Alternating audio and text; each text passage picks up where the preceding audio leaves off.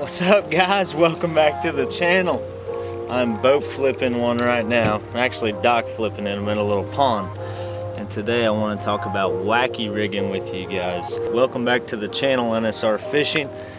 I'm Andrew Nordbye. Today we're talking wacky rigs. If you haven't seen my YouTube channel, go check it out, Fishing with Nordbye.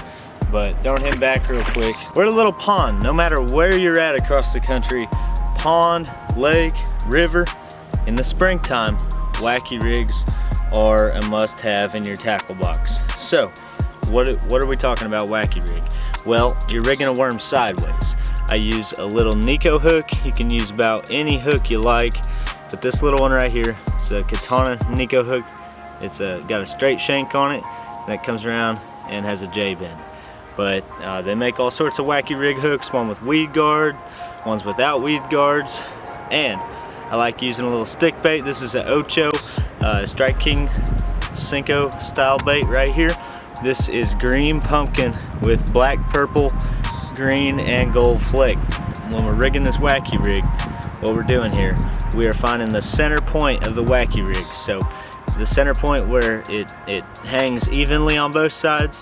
That way it sinks balanced, and you're gonna get more bites when it's directly in the center.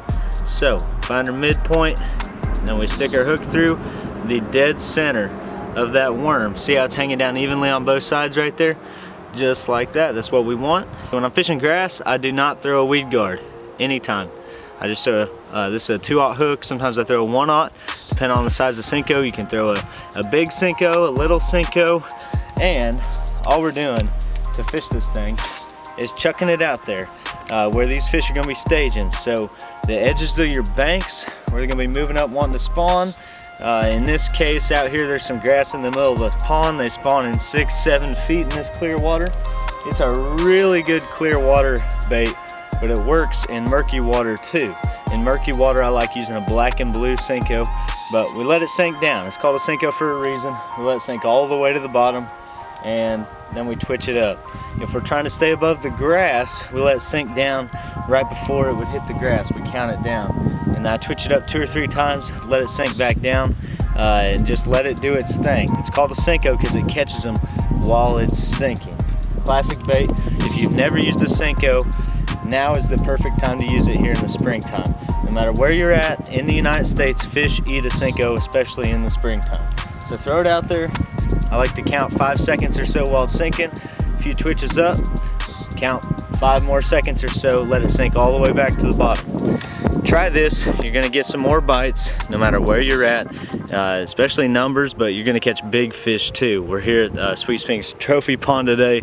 That one we just caught was a little one, but there's big ones to be had. So we're gonna fish this thing around the edges today, but just try that. I'm using a spinning rod, 7 foot, medium heavy. I have 15-pound P-line braid on here. This is the TCB braid. And then I have a leader on, an Alberto knot to a 12-pound leader.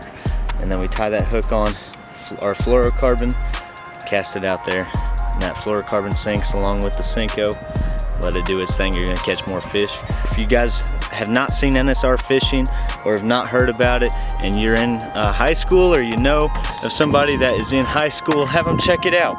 Great program, gets students taking fishing to the next level and get them prepared to fish in college and maybe the pros one day. So I hope you enjoyed this episode. Remember, check out NSR Fishing, check out my channel, check out some Senkos. Go throw a Senko, catch more fish. We'll see you guys on the water.